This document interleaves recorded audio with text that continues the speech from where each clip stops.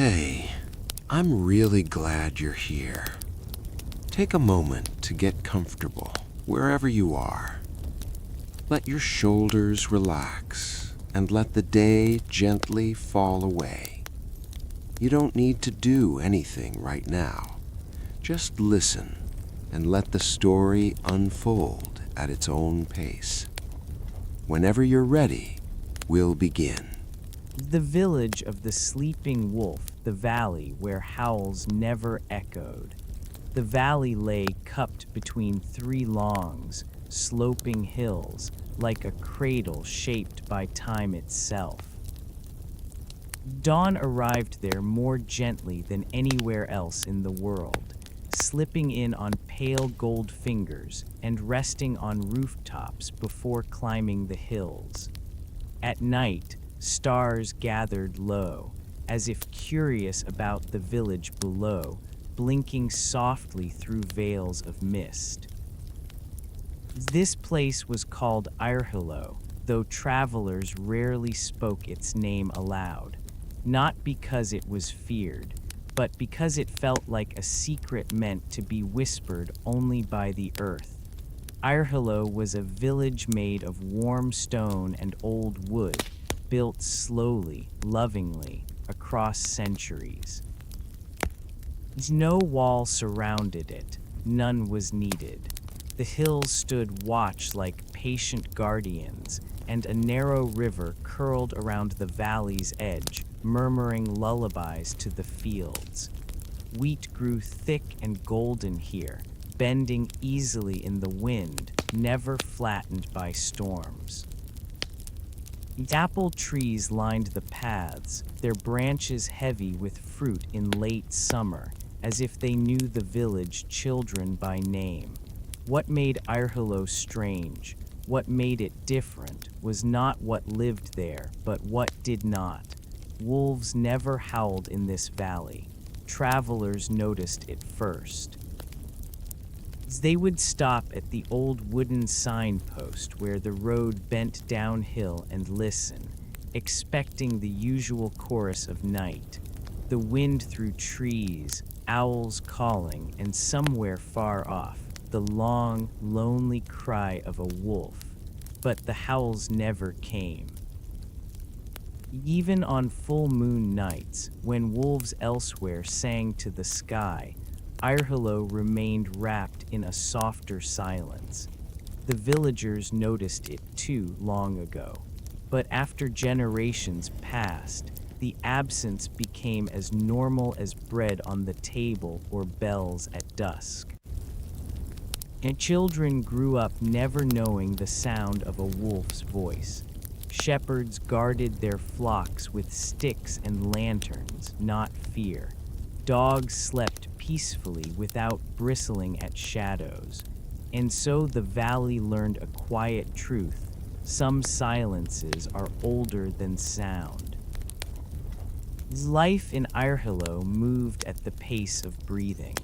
Mornings began with the low chiming of the copper bell at the chapel, a bell so old no one remembered who forged it.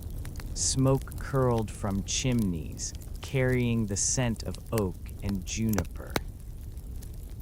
Bakers kneaded dough with hands dusted white, humming tunes passed down without names.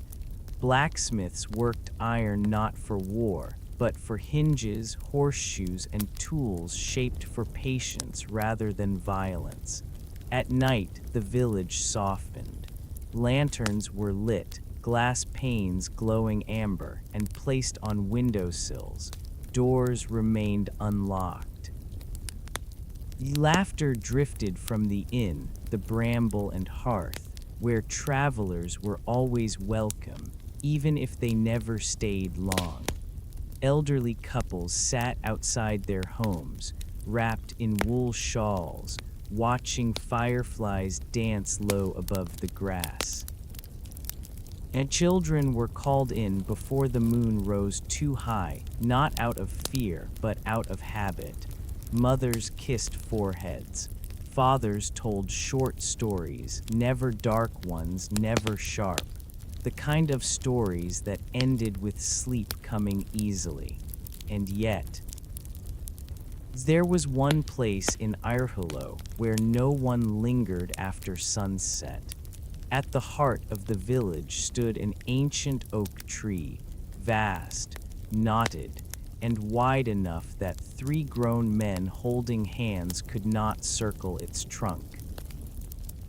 Its branches stretched outward like protective arms, and its roots broke the earth in slow, deliberate curves.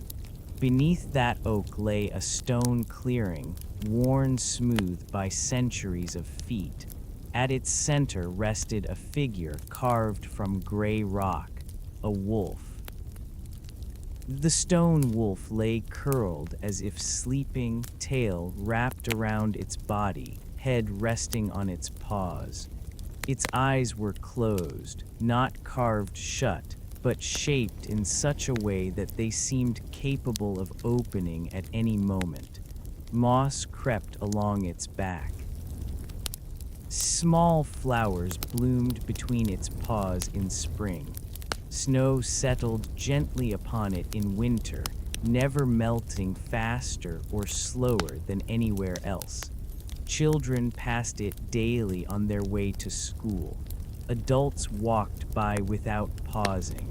Travelers sometimes stopped, curious, but no one ever offered explanation. The villagers did not fear the stone wolf. They respected it. No one could say exactly when the statue had been placed there. Some claimed it was older than the chapel. Others said it had been there before the first house was built, before the valley had a name. The oldest records mentioned only this: the wolf sleeps, let it. So they did. On this particular evening, the air carried the scent of baked apples and wood smoke. It was the night of the harvest rest, a small celebration held when the final sheaves were brought in. No loud music, no bonfires, just warm food, shared stories, and long tables set beneath the stars. Lanterns glowed brighter than usual. The inn spilled laughter into the road. Somewhere, a fiddle played slow and gentle, its notes curling like steam. Irhilo was happy. At the edge of the village, near the river bend, old Tomas the shepherd leaned on his fence and smiled. His sheep were already settled, curled like clouds on the grass. He listened, not for danger, but for peace.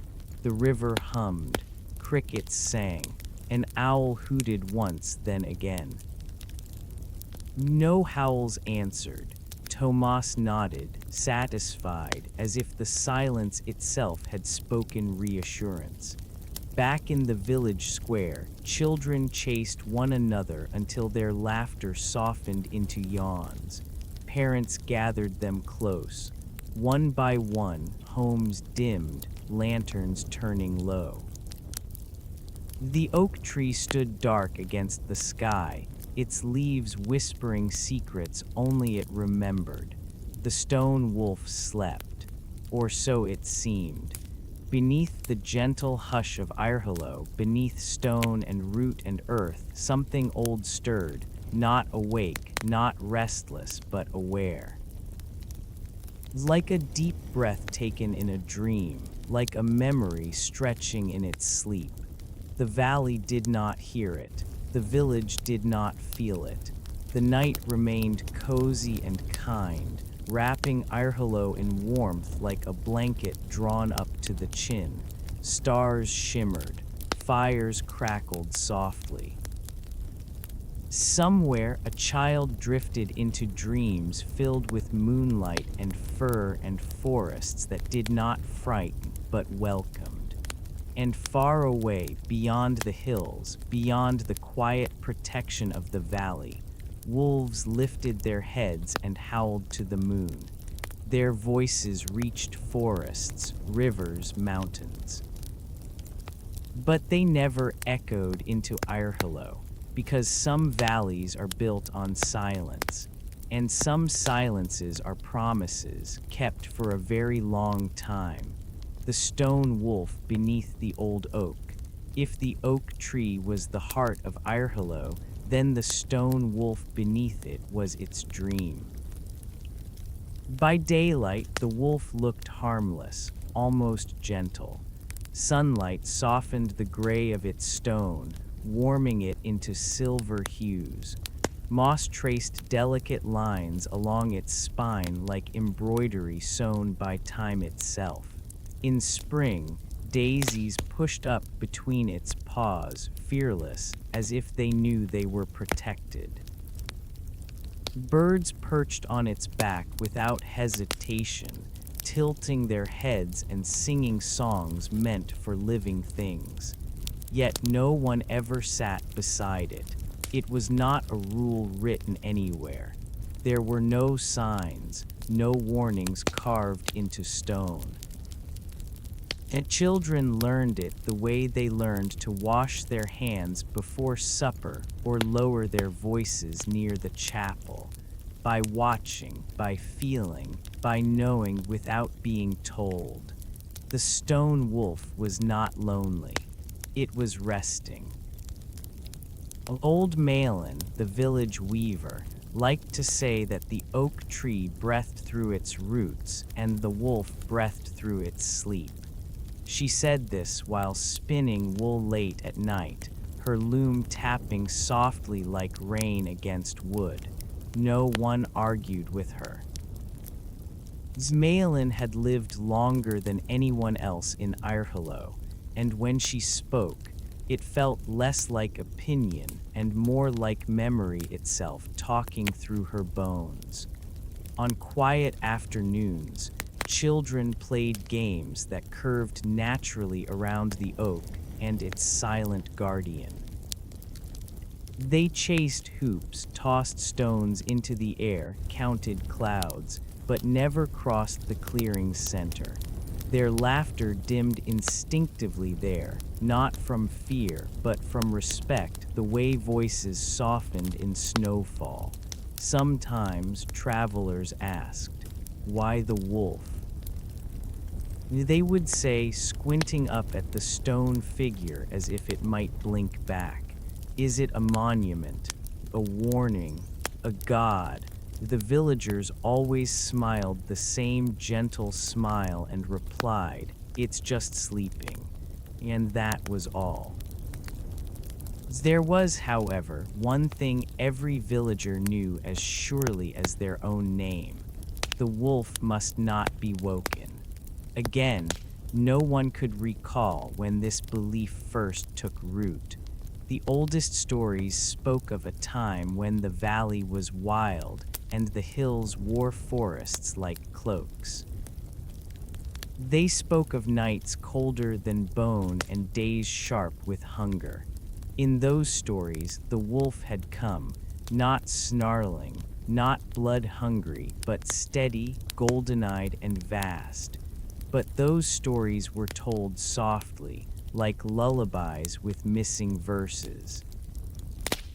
On the night after the harvest rest, the moon rose round and full, bathing Irhilo in pale silver. The village slept early, bellies full and hearts content. Even the inn quieted sooner than usual, its final candle guttering out with a sigh. Only the oak tree remained wakeful. Its leaves rustled without wind. Shadows shifted where they should not, and the stone wolf, unchanged to any watching eye, seemed almost warmer than the stone around it, not warm enough to notice. Not yet. At the edge of the clearing, Malin sat on her low stool, spinning wool by lantern light. Her hands moved from memory alone. Her eyes were closed. She had been weaving for hours, guided by something deeper than sight. When the lantern flame flickered strangely, she opened her eyes. "Ah," she murmured, not startled. So it begins to remember. She did not approach the wolf.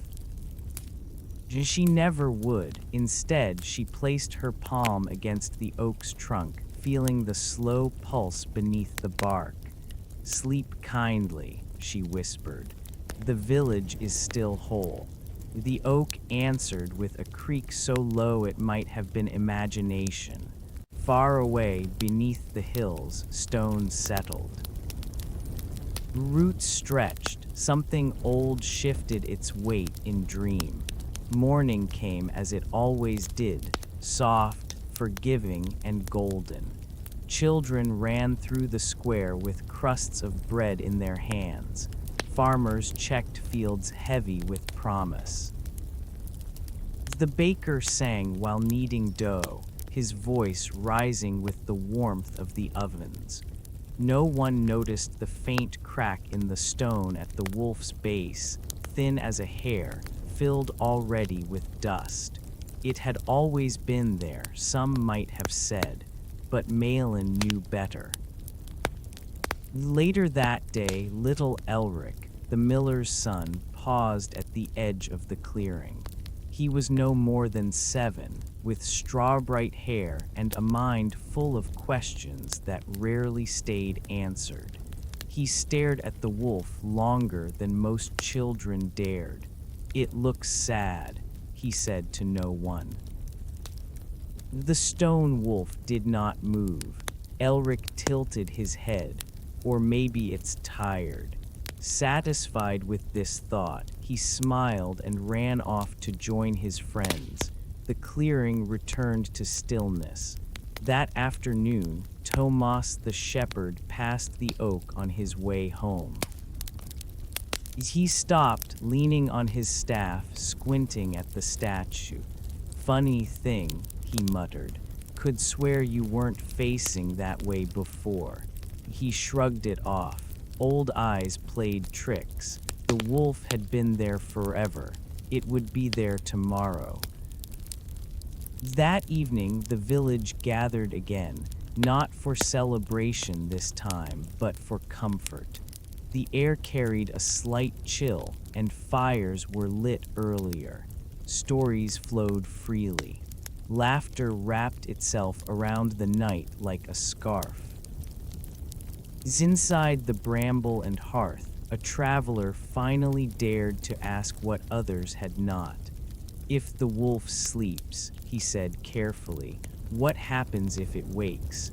The room fell quiet, not sharply, not fearfully, but gently, like a lullaby reaching its final note. The innkeeper smiled, slow and kind. "It won't," she said, "and if it did," the traveler pressed. Old Malin, seated by the fire, looked up from her knitting. Her eyes were clear as winter sky. "Then it would be because it was needed," she said, "and nothing needed would ever come to harm us." The traveler nodded, though he did not understand. Somehow that was enough. That night Irhilo slept deeply. Dreams drifted like feathers, fields bathed in moonlight, warm fur brushing against stone, a heartbeat slow and steady beneath the earth. No one woke afraid, no one cried out. The wolf remained asleep. And yet something had changed. Not danger, not threat. A turning, like the first page of a book lifting itself, eager to be read. By morning, dew clung thicker to the grass around the oak. Birds sang closer to the ground. And deep beneath the roots, a dream stretched, breathed, and smiled. The village did not know it yet, but the silence they had lived with for generations was not empty. It was listening, and it was kind. A village that forgot its own fear. Fear does not always vanish with noise or fire. Sometimes it fades the way old footprints fade from a well-walked path, slowly, softly, until no one remembers the shape they once made. That was how it happened in Irhalo. Long ago, long before the present villagers were born, long before their grandparents learned to walk, the people of the valley had known fear well. Not the sharp, sudden kind, but the deep, aching kind that lives in the bones through winter nights. Back then, storms came harder, hunger lingered longer, and the forest pressed closer to the hills. And yet, even in those times, wolves had never crossed into the valley. The elders once remembered why, but remembrance is a fragile thing. It must be fed, spoken, passed from mouth to ear like bread from hand to hand. And when life becomes gentle, memory grows thin. So Irhalo forgot, not completely, not carelessly, but comfortably. Fear was replaced with habits. Instead of warnings, there were customs. Instead of rules, there were rhythms. Doors were still closed at night, though no one could say what they were protecting against. Candles were placed on windowsills, not because anyone feared the dark, but because it felt right. And children were told not to run beneath the oak tree after dusk, not because danger waited there, but because the ground gets cold. And the stone wolf, it became part of the scenery of life. On market days, baskets were set nearby, careful not to touch its paws. On festival nights, ribbons were tied to the oak's lower branches, but never to the statue itself. Even weddings passed the clearing quietly, laughter softening as if by instinct, then brightening again once past. No one spoke of fear. They spoke of kindness, of harvests, of weather and wool and song. The absence of wolves was no longer remarkable. It was simply the way things were. Children grew without knowing the shape of a howl. They did not dream of sharp teeth or glowing eyes. When they played at animals, they chose horses, foxes, bears, but never wolves. Not because they were forbidden, but because wolves felt irrelevant, unreal. Old Tomas once tried to teach the children a song his grandmother had sung, a tune about a wolf that watched from afar. The words felt strange in his mouth. The children laughed, wrinkling their noses. "Why would a wolf watch a village?" one asked. "They don't do that," said another. Tomas laughed too, embarrassed, and forgot the song by morning. Life, after all, was good. Irhalo thrived in small, honest ways. The mill turned steadily. The river never flooded too harshly. Illness passed through rarely and left gently. Neighbors quarreled, but never long. Apologies came as naturally as sunrise. And yet there were signs, small ones, easy to miss. Sometimes villagers shared the same dream without realizing it, a warm presence. It's the feeling of being watched over, not by eyes, but by something deeper. Mothers woke with the sense that they had just been held. Children laughed in their sleep, whispering words they could not recall in the morning. Once the baker's fire refused to go out overnight, glowing softly until dawn without consuming extra wood. Another time, a lost lamb wandered back to its pen on its own, unharmed and clean, as if guided. These things were noticed, remarked upon, then tucked away under the comfortable label of luck. Luck was easier than remembering.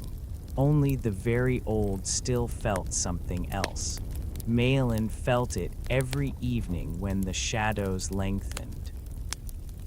She felt it when the oak's leaves rustled without wind, when the wolf's stone seemed to drink moonlight instead of reflecting it. She never spoke of it openly. The village did not need worry. Not yet. Fear, after all, is not meant to live forever. It is meant to teach, then sleep. And so Irhilo lived in a gentle forgetting. The children grew taller. The elders grew slower. Seasons turned like pages, never torn, never rushed.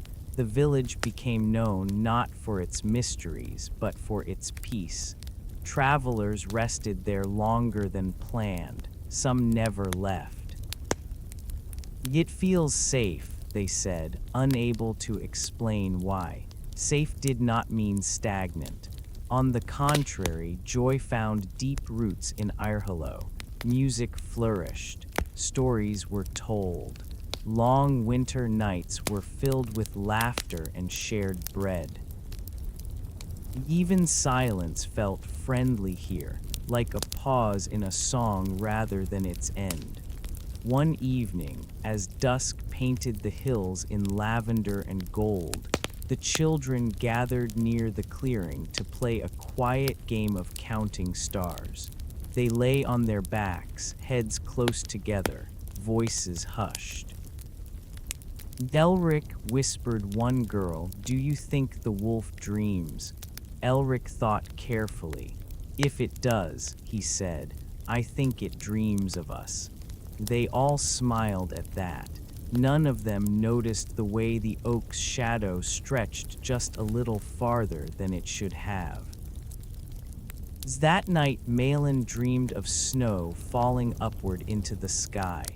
She dreamed of a great weight lifting its head, slow and careful, not waking, just remembering that it could. She woke with a smile. "The time draws nearer," she murmured, and brewed herself tea. Morning came bright and ordinary.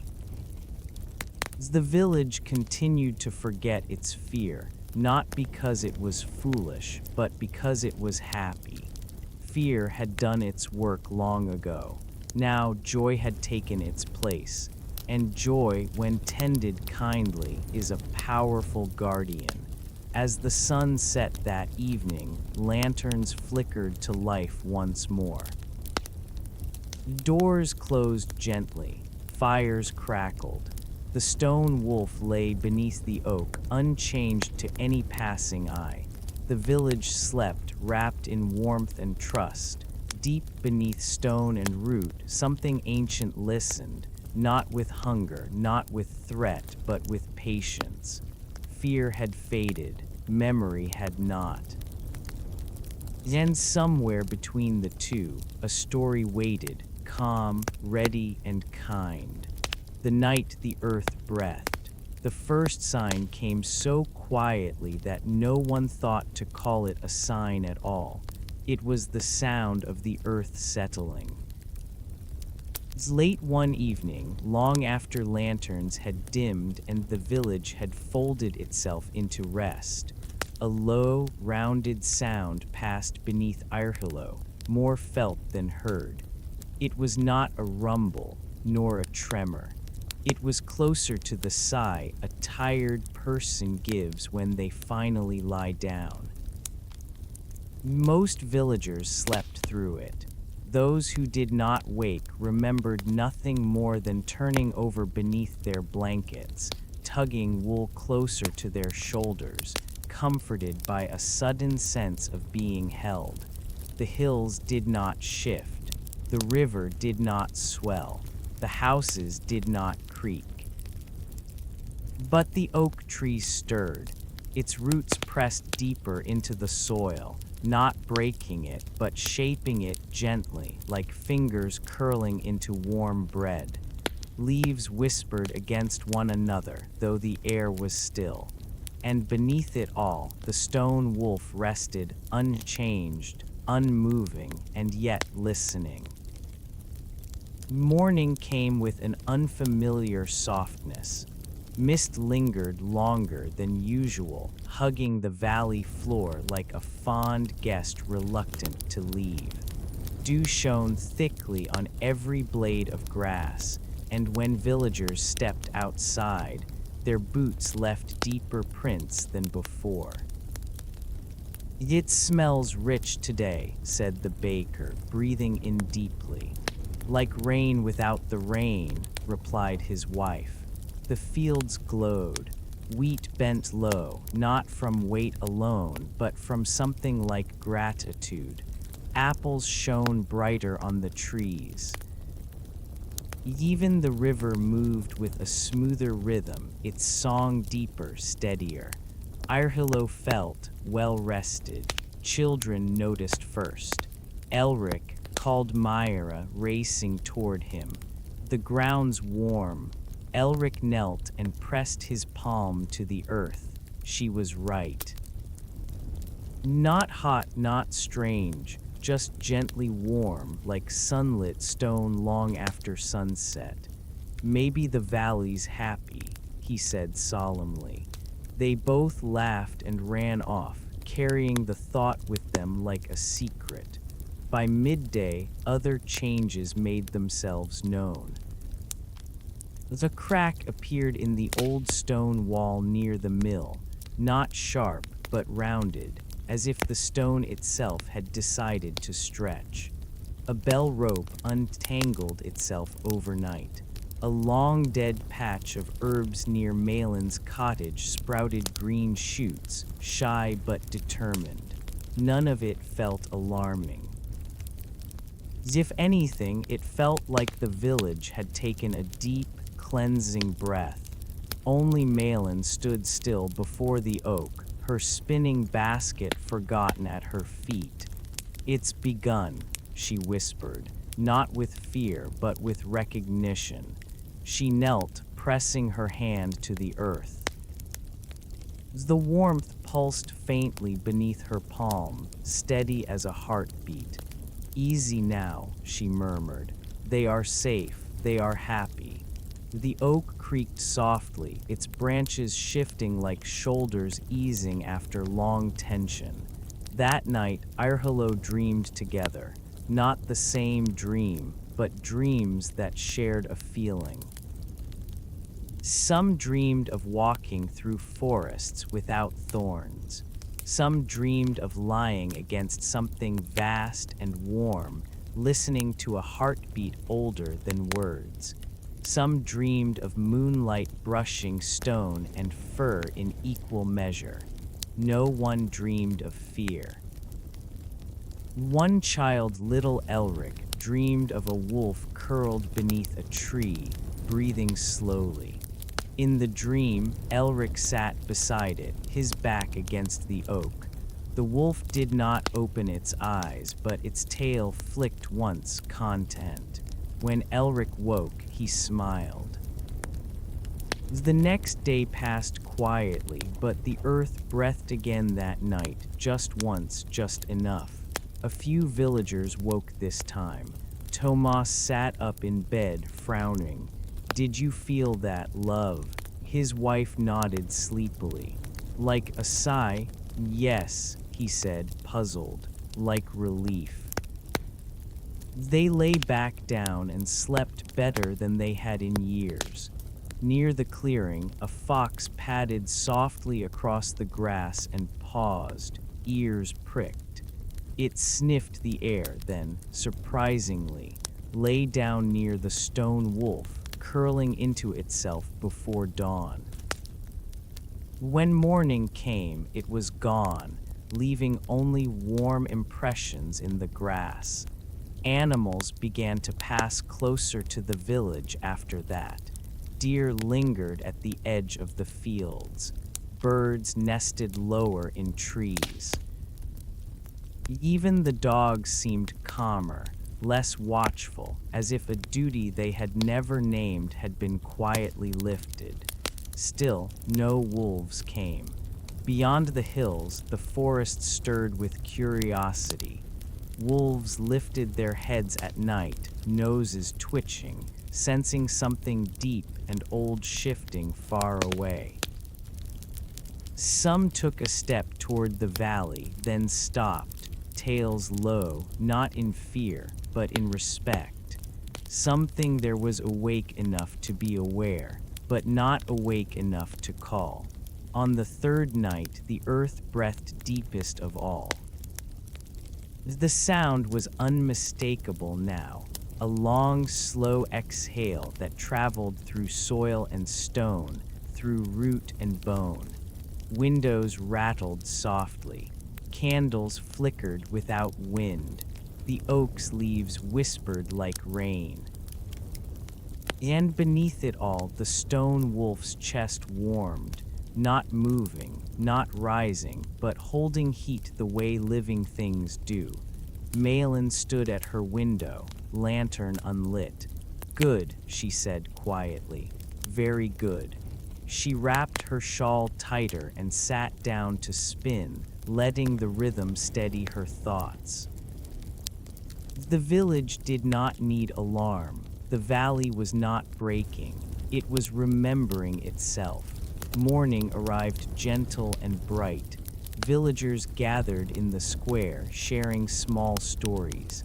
"My bread rose faster," said the baker. "The river sounds deeper," said the miller. "I slept like a child," said Tomas, smiling. They laughed, shrugging it off as good fortune, good weather, good spirits, and perhaps that was true. At midday, Elric wandered to the clearing again.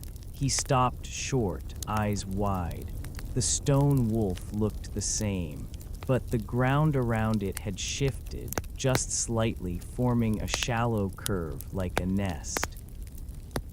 Flowers bloomed thicker there, their petals turned toward the statue as if listening.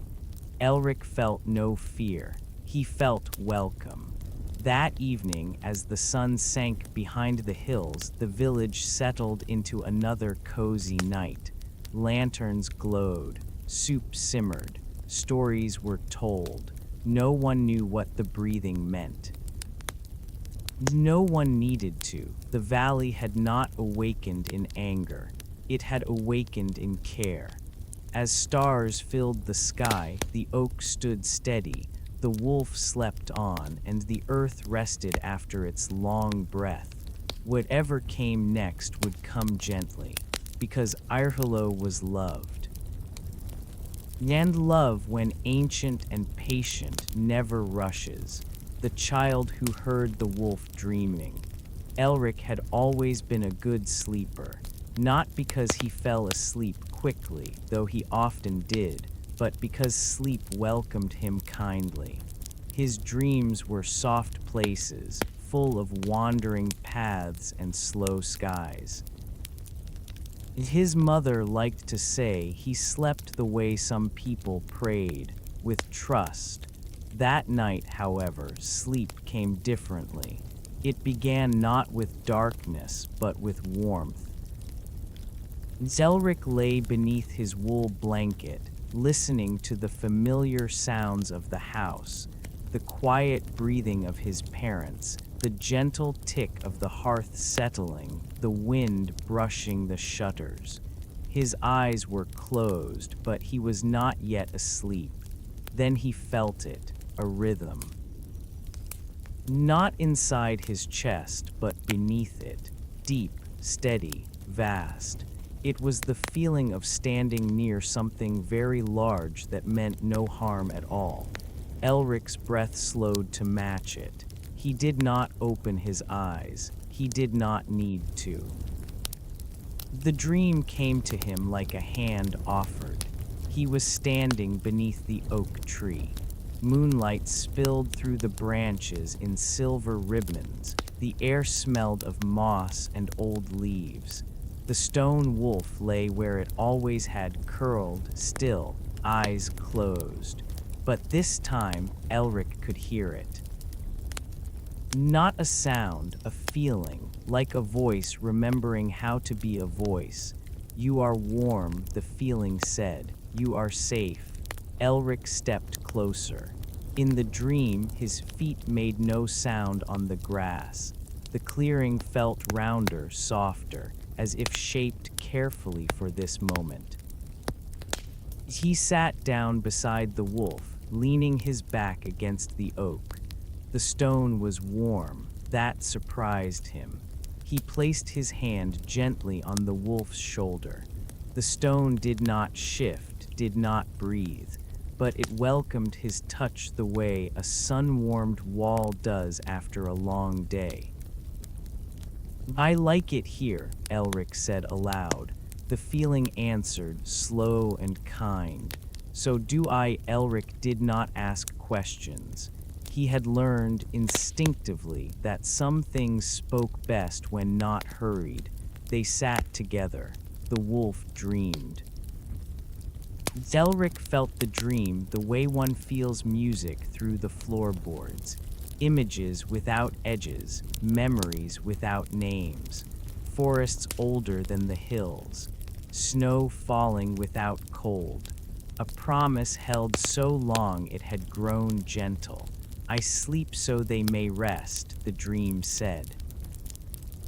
"I listen so they may forget fear." Elric nodded. "That's nice," he said. The wolf's dream felt like a smile. When Elric woke, the morning light was already creeping across the floor. He sat up slowly, heart calm, mind clear. He did not feel special. He felt trusted. At breakfast, his mother poured porridge while humming softly. "I dreamed of the wolf," Elric said casually. His parents froze, not in fear, but in surprise. "The stone wolf?" his father asked gently. Elric nodded. "It's warm." His mother exchanged a glance with his father, then smiled. "Dreams can be strange," she said. Elric shrugged. It wasn't strange, it was nice. They let it be. Throughout the day, Elric noticed small things others did not. The oak's leaves leaned toward him when he passed. The ground near the clearing felt softer beneath his feet. Birds lingered longer on low branches when he stood nearby, tilting their heads as if listening. That afternoon, Malin watched him from her doorway.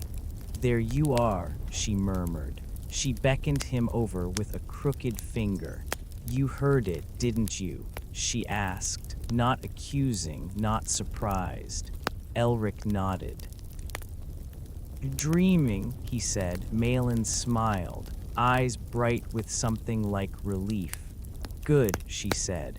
"It has been a long time since it spoke to anyone." "Is it lonely?"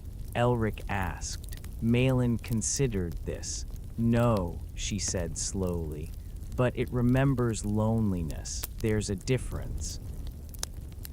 That evening, the village gathered again under lantern light.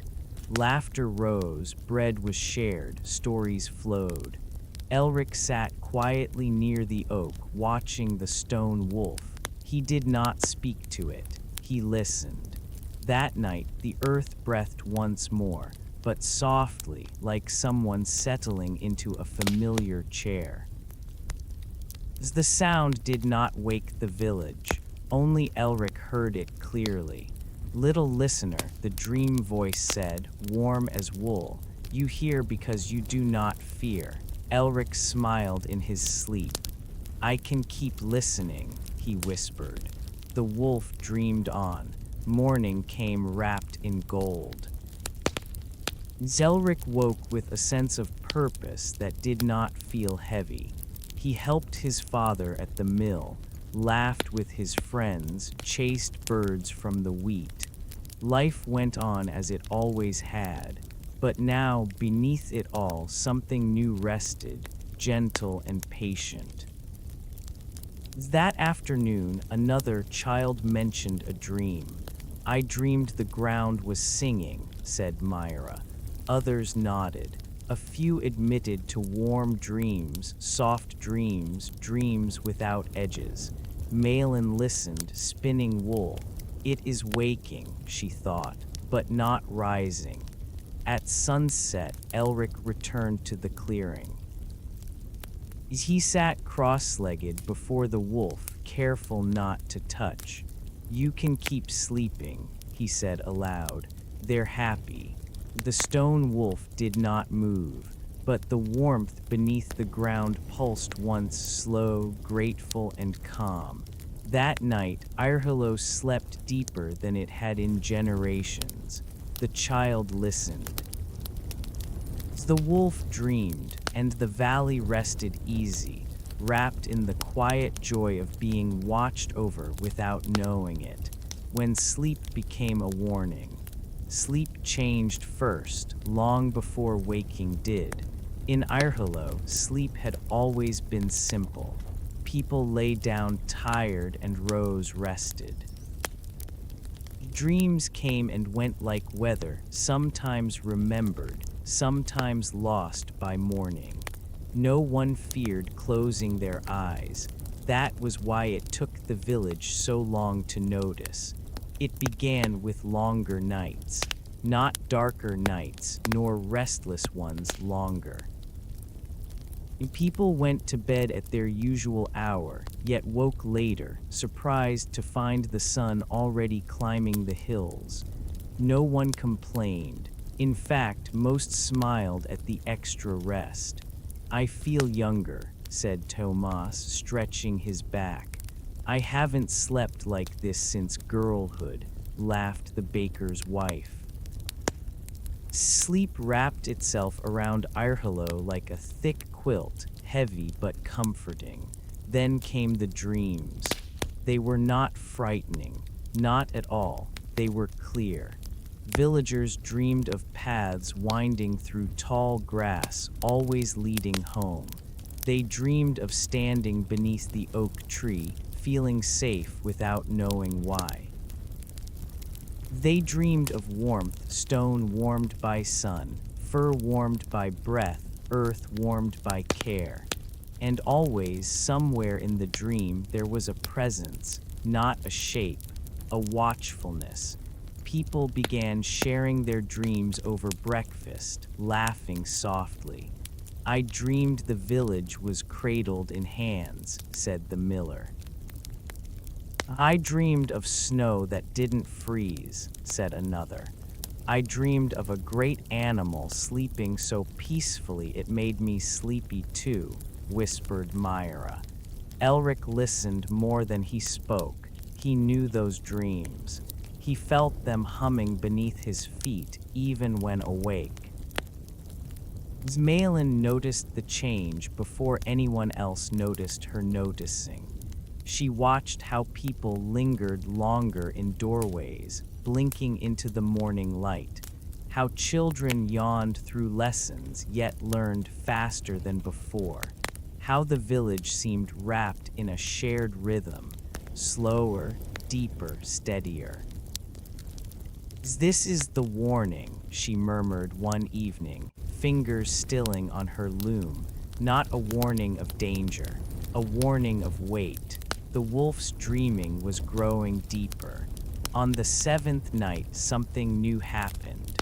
The village did not wake, at least not all at once. Lanterns burned low as usual. Doors closed, fires dimmed. The moon rose round and calm. Then sleep fell, not like drifting, but like settling. One by one, households slipped into slumber so deep it felt as though the village itself had closed its eyes. Breathing slowed, dreams thickened. Elric slept too, but differently. He dreamed of the wolf turning slightly in its sleep, not waking, just shifting. The weight of it pressed deeper into the earth, sending warmth through roots and stone. The dream voice reached him, slower now, heavier. "Little listener," it said, "my sleep grows full." Elric felt no fear. "What does that mean?" he asked. "It means I have held much," the dream answered. and soon I must be sure it is still needed. Elric sat beside the wolf in the dream, back against the oak. They're happy, he said. They're safe. The dream felt thoughtful. When morning came, Irhilo woke late, very late. The sun stood already high when the first door opened. Chickens clucked impatiently.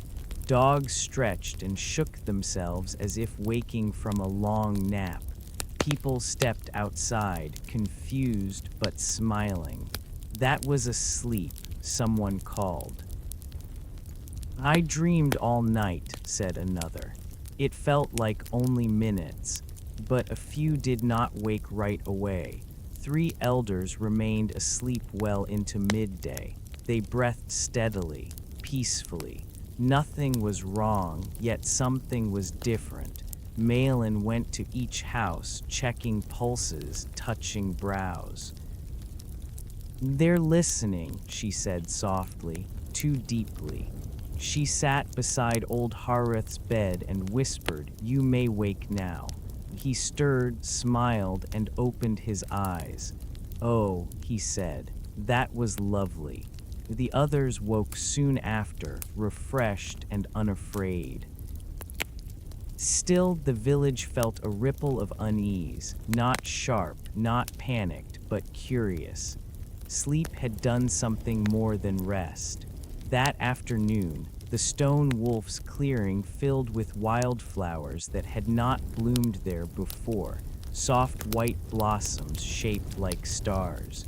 Bees hovered lazily, unhurried. Zelric knelt at the edge of the clearing. "You're making them sleepy," he said quietly. "I am asking them to slow," the dream replied, "to remember the quiet they once needed." "Is it too much?" Elric asked. The dream paused. "It could be," it admitted, "if I forget myself." That night, Malin gathered the village, not in alarm, but in honesty. They sat beneath lanterns, wrapped in shawls, children half asleep in laps. "We are being watched over," she said, lovingly, carefully, but even kindness must be balanced. Faces turned toward the oak. "The wolf sleeps beneath us," she continued. "Its dreaming has grown deep, too deep, and we may drift too far into rest." No one argued. They felt the truth of it. "What should we do?" asked Tomas.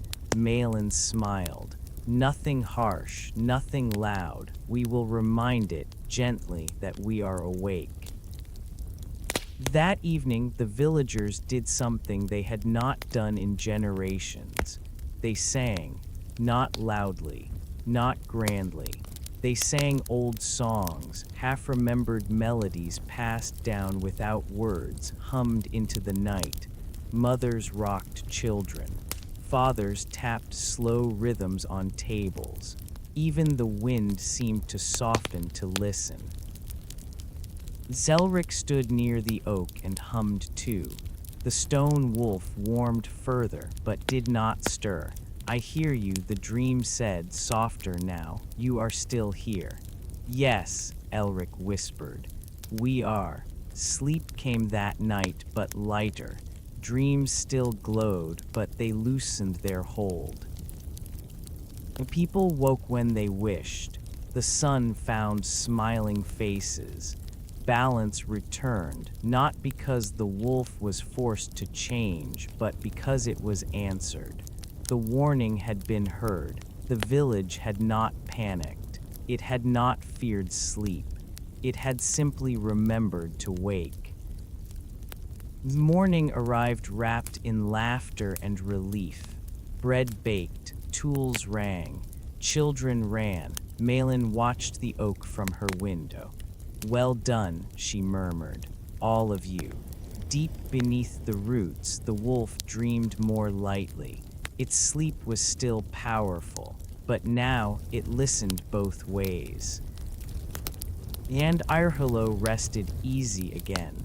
knowing that even gentle guardians must be met with gentle voices. The price of awakening. Every story has a moment when listening is no longer enough, not because listening has failed, but because it has done its work. In Irhilo, that moment came not with thunder or flame, but with a stillness so complete that even the river seemed to pause. It happened on a night when the moon rose thin and pale, like a thought half-formed. Lanterns were lit as usual. Doors were closed gently. The village settled into rest with practiced ease, and yet sleep hesitated. People lay awake, not restless, not afraid, just aware. A feeling passed from house to house like a shared breath held too long. The earth did not sigh this time. It waited. Elric felt it immediately. He sat up in bed, heart calm but alert, as if someone had spoken his name without sound. The warmth beneath the floorboards was there, but steadier now, contained. Little listener, the dream voice came, not from sleep, but from the space between waking and rest. It is time to choose. Zelric swung his legs out of bed and padded quietly toward the door. He wrapped his cloak around himself the way his mother had taught him and slipped into the night. The village was awake, not fully, but awake enough. Lights glimmered behind curtains. Shapes moved slowly through the streets. No one hurried, no one called out. They were drawn by the same gentle pull, like people gathering instinctively around a fire they trusted. They gathered beneath the oak. Malin was already there, standing straight despite her age, staff resting lightly in her hand. Tomas stood nearby, hat in his hands. Mothers and fathers arrived with children wrapped in blankets. Even the baker came, flour still dusting his sleeves. No one asked why they had come. They simply knew. The stone wolf lay as it always had, curled, eyes closed, unmoving. And yet the air around it felt full. Malin spoke first. "It has slept long," she said softly. "Longer than any guardian should have to." A murmur passed through the crowd, not fear, but understanding. "Elric," Malin said, turning to him, "come closer." He did, stopping at the edge of the clearing. "This is the moment," the dream voice said. Not waking, remembering, Malin looked at the village. "Our valley was once fragile," she said. "Cold winters, hungers, long nights. The wolf came not to rule us, not to frighten us, but to hold us." She placed her palm against the oak.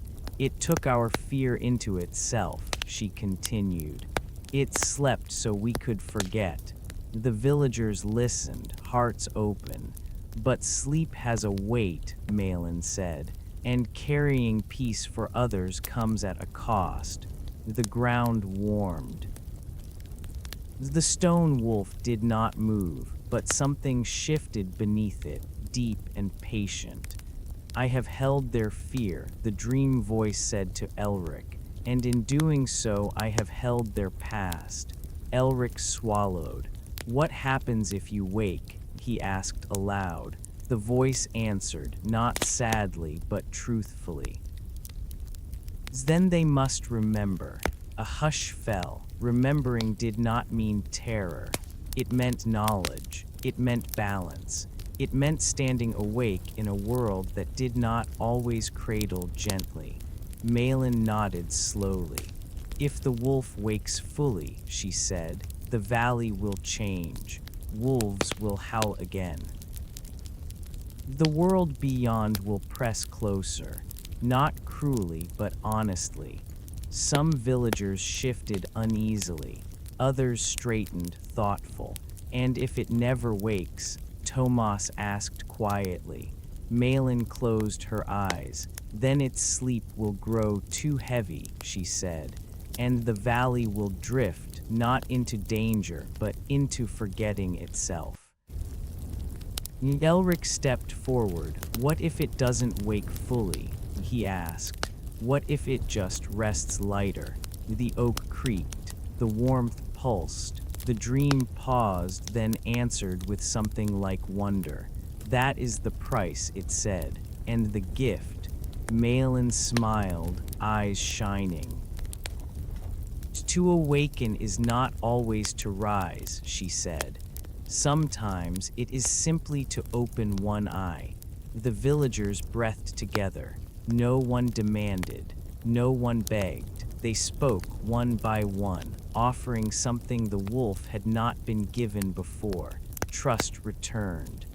We remember now, said the baker.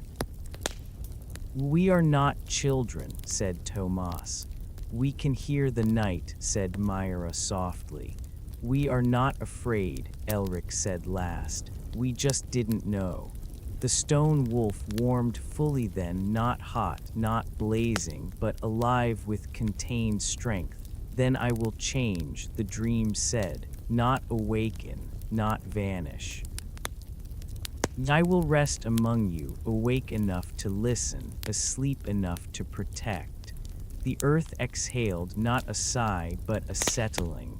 The warmth softened. Somewhere beyond the hills, a single wolf lifted its head. It did not howl, not yet. The village stood quietly for a long moment. Then Malin laughed soft, relieved, human. Well, she said, that was done properly. People smiled, shoulders relaxed, children yawned. One by one they returned home. Elric lingered. Will you still dream? He asked. Yes, the voice said, but lighter dreams. Good, Elric said, I like those. He turned toward home. Behind him, the stone wolf lay unchanged to any passing eye. But something had shifted, not in stone, but in purpose. That night, sleep came easily, but not deeply. Dreams glowed, then let go. And when dawn arrived, it found a village awake, steady and ready, not hardened, not fearful, just present. The price had been paid, not in loss, but in remembering. The wolf that was never a beast. The morning after the choice felt ordinary. That was the first surprise. The sun rose as it always had, spilling gold into the valley. Smoke curled from chimneys. The river murmured along its bend.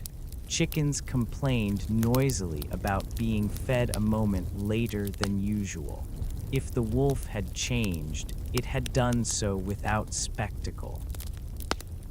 People stepped outside their homes half expecting something, anything, to be different. Sharper air, darker shadows, a sense of loss. None of it came. Instead, there was a clarity in the light, as though the valley had wiped sleep from its eyes. Malin stood beneath the oak, staff planted firmly in the ground. She looked smaller than the tree, smaller than the moment, but steadier than both. Elric joined her, squinting up at the branches. It's the same, he said. Yes, Malin replied, and no. The stone wolf lay curled as it always had. Yet when the sun touched it, the stone did not merely reflect light, it held it. The warmth spread slowly, deliberately, like breath filling a chest that had learned to breathe again after a long stillness. Villagers gathered, not crowding, not whispering. They stood in a loose circle, comfortable, curious. What is it, really? Someone asked, not accusing, not fearful. Malin considered the question carefully. "It was never a beast," she said. "That is the first truth." She rested her palm against the oak. "In the old tongue," she continued, "there is a word that means both guardian and listener. It has no true translation now." Elric heard it, someone murmured. Malin smiled. "Yes, because children still know how to listen without needing to understand." The warmth beneath their feet pulsed gently. "I was not born a wolf," the voice said, not only to Elric now, but to the village, felt rather than heard. "I became one." Images drifted through the air, not visions seen with eyes, but memories received with the heart. A presence older than hills. Not a god, not a spirit bound by worship, but a keeper of thresholds, a watcher of crossings, a being shaped by need, not hunger. The wolf is a promise, the memory whispered, not a threat. Long ago, before Irhilo had a name, the valley had been a place of passage. Winds cut through it, creatures passed through it. Fear lingered like frost. The people who first settled there were brave, but fragile. They needed something that could stand between them and the long dark, not with teeth, but with patience. So the Watcher chose a shape the world would respect. It was a wolf, not the wolf of hunger and chase, but the wolf of watchfulness, the one who waits, the one who stands at the edge and decides what may pass. "When the winters grew cruel," Malin said softly, "it took the cold into itself. When fear grew sharp, it dulled it. When the world pressed too hard, it pressed back quietly." Someone swallowed. "It slept," Malin continued, "not because it was weak, but because sleeping was how it held what we could not." The stone wolf warmed further and something extraordinary happened. Its shadow shifted, not lengthening, not twisting, deepening. The shadow beneath the oak grew rich and layered, like the shadow of a living thing at rest. Birds paused mid-song. Even the wind seemed to hold its breath. Elric stepped forward without thinking. "Are you tired?" he asked. The presence answered, gentle as ever. "I was," it admitted. "But I am not anymore." "What changed?" Elric asked. "They did," the voice replied. The villagers felt it then, not guilt, not sorrow, but gratitude. A shared understanding settled among them. Protection had been given freely, lovingly, without demand. And now it was being shared. "I will not wake fully," the wolf presence continued, "nor will I sleep as deeply as before. I will remain at the threshold." Malin nodded. "As you always were." That afternoon, the village went about its work, but differently. People moved with awareness. They listened more. They noticed when shadows grew long, when winds shifted, when silence spoke. Not fearfully, respectfully. Children played near the clearing, laughter ringing clear. But when one tripped too close to the stone wolf, they steadied themselves instinctively, lowering their voices without being told. Zelric sat beneath the oak, back against its trunk. "Will wolves come now?" Myra asked him. Elric thought. "Maybe," he said, "but not like stories say." Beyond the hills, the forest stirred.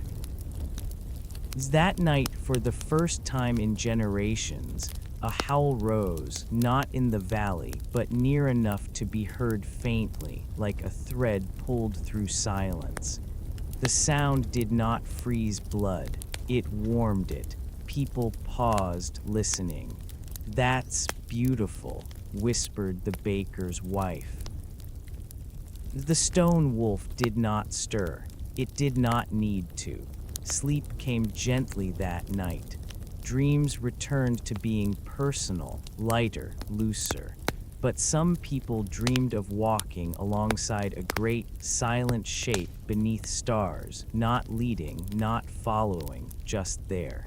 Morning arrived with birdsong and bright eyes. Malin visited Elric with a small wooden carving, simple, smooth. "What is it?" he asked. "A reminder," she said. "That guardianship is not always loud." Elric smiled and slipped it into his pocket. The wolf remained beneath the oak, not a beast, not a god.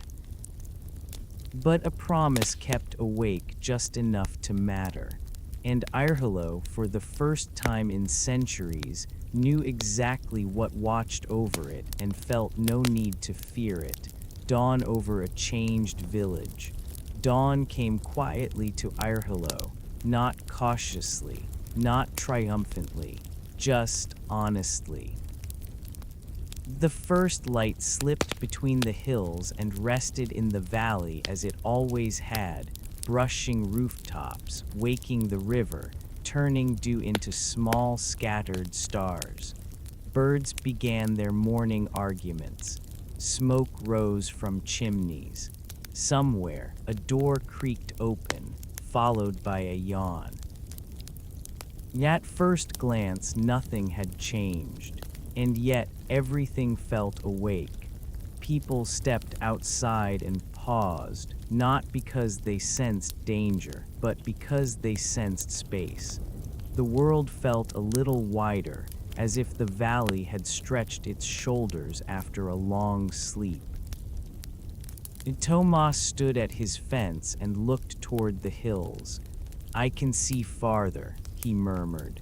The hills had not moved. The air had simply cleared of heaviness, of old-held breath.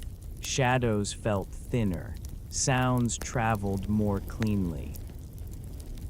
The village gathered as it always did in the morning, by chance, by habit, but today they lingered longer.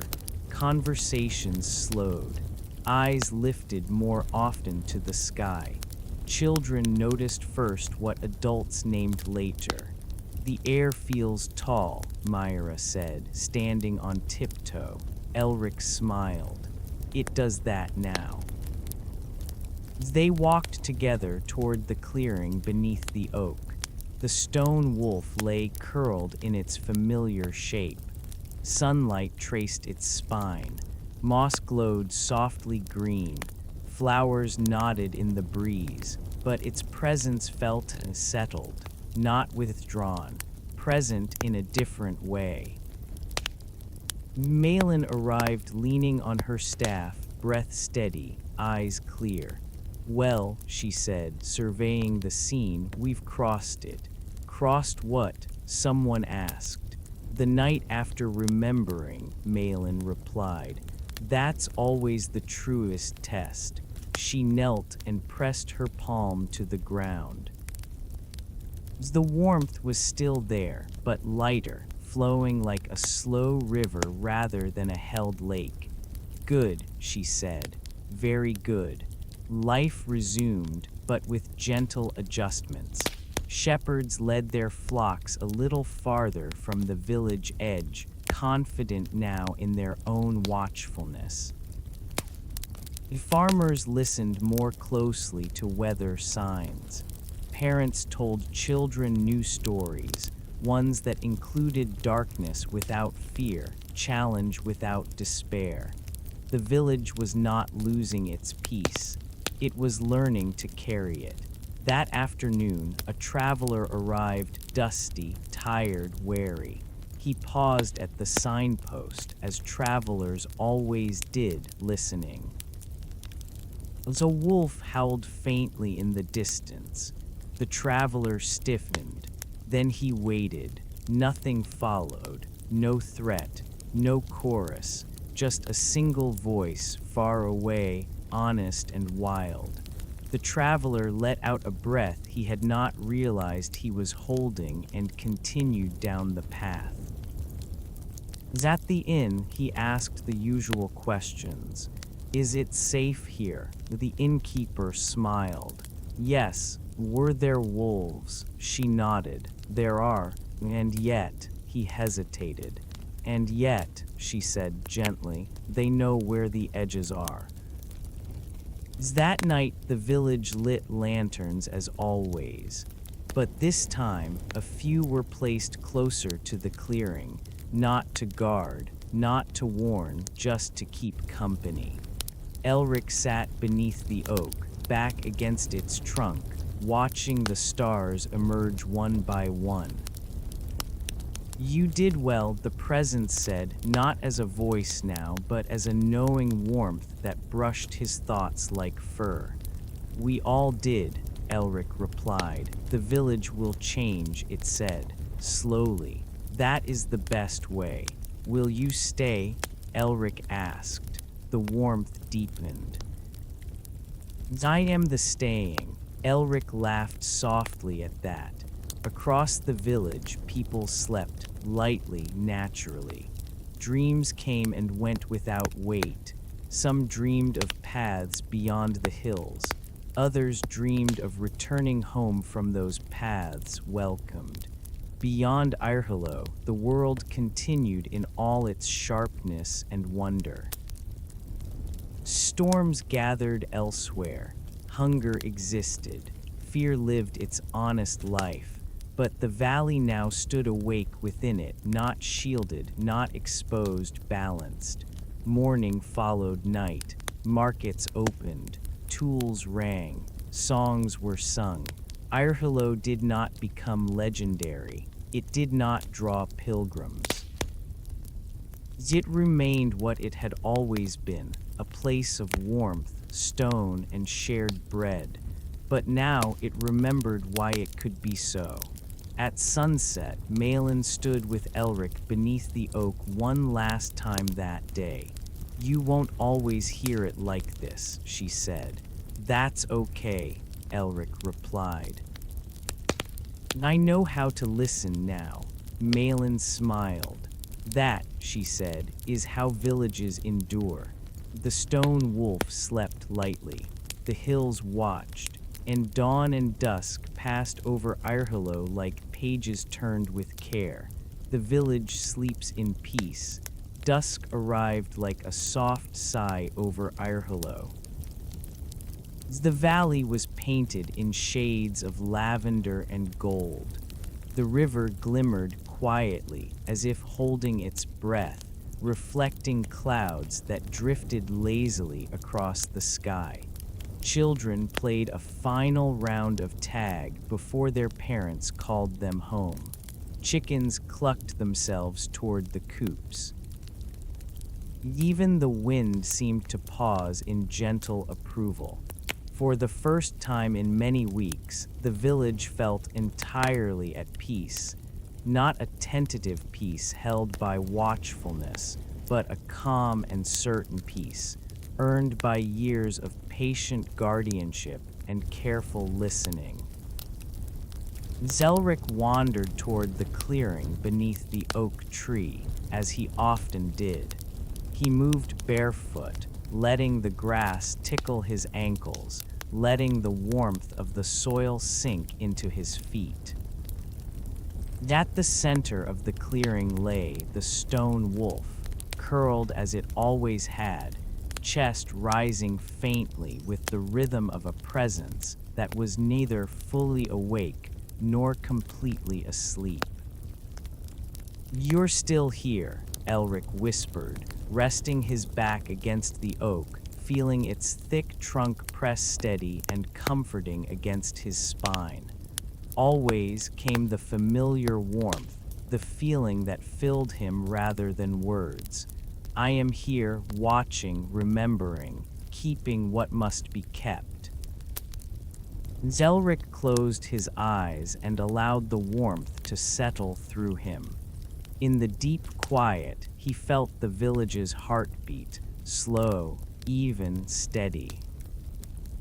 It was in the laughter of the children, the gentle clatter of tools in the mill, the soft murmur of the river, and the creak of the oaks swaying in the evening breeze. All of it together made a rhythm that was older than the village itself, older than any story anyone could remember. The villagers had begun to notice, one by one, how different the world felt.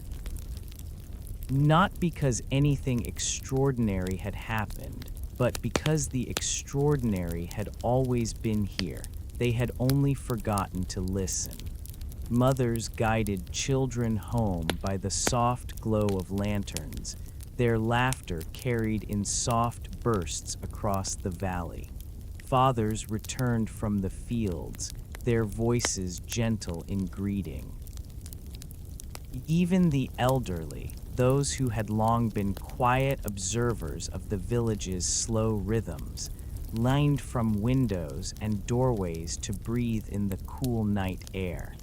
Malin approached the clearing, her steps light despite the weight of her years. She stood beside Elric, resting a hand on the oak's trunk. "It is finished," she said quietly, "not because anything ended, but because it has begun." Elric tilted his head, looking at the stone wolf. "Begun?" he asked. "Yes," Malin replied. "The village has remembered itself." The wolf's dreams no longer carry our fear, they carry our trust, and that is far more powerful than any threat could ever be. The sun dipped below the hills and shadows deepened. Lanterns flickered to life along the streets, along windowsills, along paths leading to the fields. The scent of fresh bread drifted from the baker's oven, mixing with the earthy aroma of the river, moss, and fallen leaves. A gentle wind rustled the oak's branches, carrying with it the faint sound of distant bells and laughter. Elric felt the warmth beneath the earth pulse slowly, steadily, like a giant heartbeat lying just beneath the surface. "They are safe," the presence said. "They have remembered to be awake." As the villagers began to gather around the clearing, not out of fear, not for ceremony, but as if drawn by instinct to honor the quiet that now held them.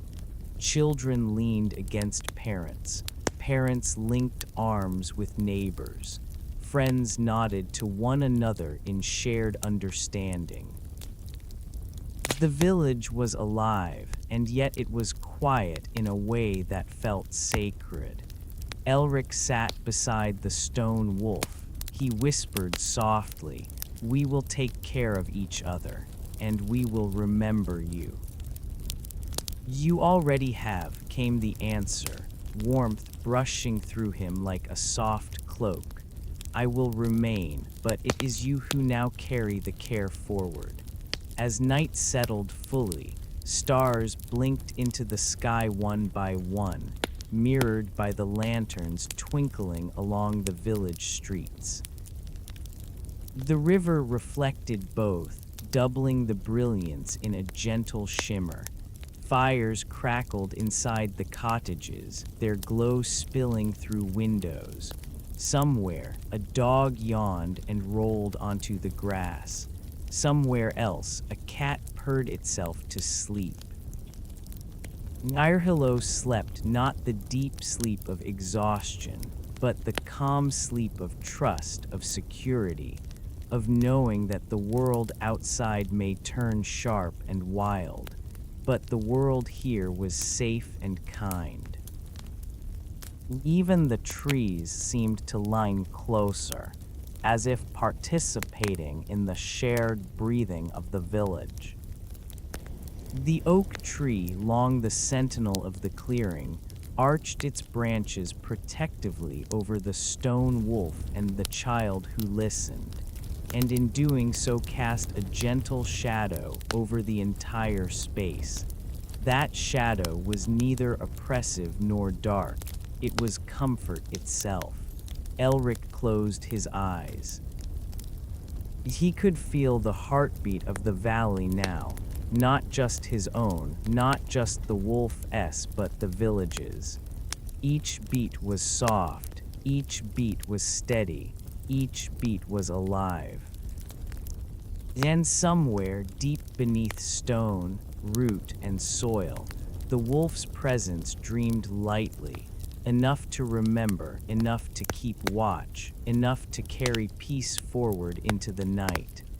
Malin smiled softly, brushing the back of her hand across the bark of the oak. She turned to the villagers who had lingered. "Go home," she said. "Sleep, dream lightly, and remember always that you are enough, that the valley is enough. That peace is not given, it is remembered." One by one, the villagers returned to their homes. Lanterns winked out as doors closed gently behind them. The children snuggled beneath blankets, the adults beside them, all drifting into calm, gentle dreams. Outside, the wind whispered through the hills, carrying the faintest echo of a howl, a sound that no one feared, but that everyone understood as belonging. Zelric remained briefly in the clearing, leaning against the oak. He looked at the stone wolf one last time before resting his head on its warm flank, careful not to disturb the presence within. And as he closed his eyes, he felt the heartbeat beneath the earth, slow and sure, holding the village and all who dwelt within it in perfect balance. Stars turned overhead. The river continued to murmur. The oak sighed softly in the wind. And the stone wolf rested, alive in warmth, alive in memory, alive in the quiet joy of a village that had learned at last to listen. Irhilo slept in peace, not a fragile, temporary peace, not a peace of denial, but the enduring peace of trust, of listening, of love given and received, of stories told and remembered, and of hearts held gently, not by fear, but by care. The village of the sleeping wolf had awoken to itself, and in doing so, had discovered the quiet magic of being alive together. And the night, cozy, warm, and infinitely patient, folded over them all, like a soft blanket stitched from moonlight and whispered dreams. The fire of the valley burned quietly beneath stars, and for the first time in centuries, no one feared the dark. They only trusted, and they only slept. There's nothing else you need to listen for now. Just let your breathing stay slow and easy. If you're still awake, that's okay. And if you're drifting off, let yourself go gently. I'll be right here next time. Rest well, and good night.